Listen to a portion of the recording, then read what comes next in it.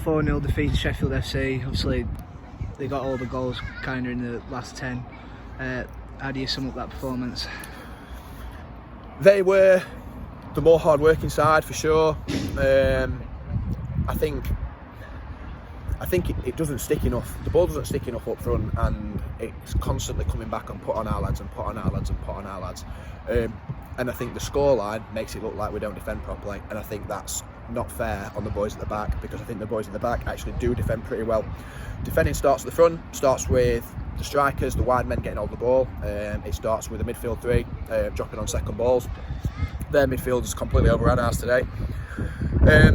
And the game, I thought actually, in fairness, I thought at the start of the second half we just started to get on top, and the second goals come at a really key time when they were struggling to get out a little bit. It's hugely frustrating. The way in which we've conceded the goal. Dave, obviously, we tell the boys not to pass the ball back because the pitch doesn't facilitate playing that way, and it puts us under the cosh. So why Dave doesn't decide to just roll the ball out for a throw-in? I've said to him every week, we're not conceding a goal from a throw-in all season. So we now say to Deegan and Pembo or Vank, whoever it is in there, to put the ball out for a throw-in and we'll defend the throw-in. And Dave's tried to take the leather off the ball and it's cost us again. He's a grown man, he knows, and it's one of those things that you can't dwell on too much, but it's something that happens. It's happening too often. Dave Ray's been absolutely outstanding for this football club. Don't get me wrong, absolutely outstanding. Was a massive part in the promotion last year. But yeah, he's got to take that one on the chin today. The second two goals after that, possibly my fault. Thrown an extra striker on, trying possibly naively, thinking we could go and get another couple of goals and get us back in the game. And we've got done twice and ended up 4.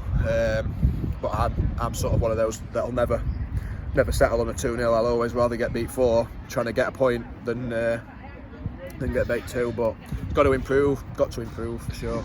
And as you said, when the second goal went in, the lads looked dejected and quite limited for options. How disappointed were you that they were just not that spark up front, maybe? That's what I mean. It's hugely frustrating that nobody seems to really have the heart to go and bulldoze the ball in the goal, and that's what it takes sometimes. You know, someone go and take the lot, put the centre arms on the goalie in the net, and it's worrying. Like, listen, the pitch is a disgrace. It doesn't help at all. But it also doesn't help them. It's not an excuse. They will use it as an excuse. Some of the boys will use it as an excuse. I might try and get away with using it as an excuse at times, but you make your own. You make your own look, and the quality isn't there. The heart isn't there up front, and it's worrying really, because that's why that's what should get you off. The forward players should get off on putting the ball in the net, and it's an increasing problem that we've got to look to change. And early into the second half, Niall Smith went off. Did you bring him off? What's his situation like? Is it precautionary? He's still not 100%. It's not ideal at all. He played in the under-21s on Wednesday night. Great attitude. He wanted to do that. That was his idea, not me. He wanted to do that to get himself a little bit more match ready, and he's picked up, not a knock as such, but he's fell on his shoulder a little bit. It doesn't feel quite right. We've discussed potentially changing it to go and match them up a little bit at half time, and he said that he was carrying a knock a little bit, so that's why we took him off. I'm not sure what it'll be like for Tuesday, but it's nothing too serious, which is obviously a positive. And another positive, Steve came back today, and we had a lot of games in February, back to back. How much of a positive it is his reintroduction? Steve Vankovic. Yeah, of course. He's a monster back there, and that's what we need especially when it's a little bit tough. He obviously missed a game at League last week because he's struggling with his knee. He's one of them. He's always struggling with something because he's a warrior. He puts his body on the line. And I wish I could instill that sort of mentality in the rest of the boys.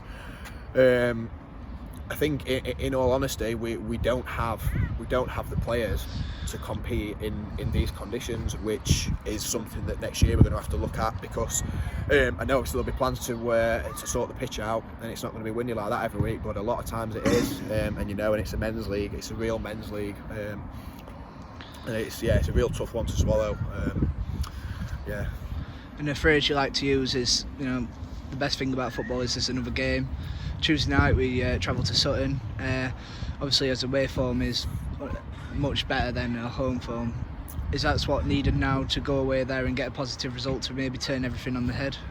Yeah, sure. I mean, it's obviously a much more competitive league than the NCEL is, and you know, any sort of winning run. I mean, you'll struggle to find a team probably between maybe sixth and the bottom that's put any sort of winning run together. Maybe even, you know, 2 or 3. It's really tough.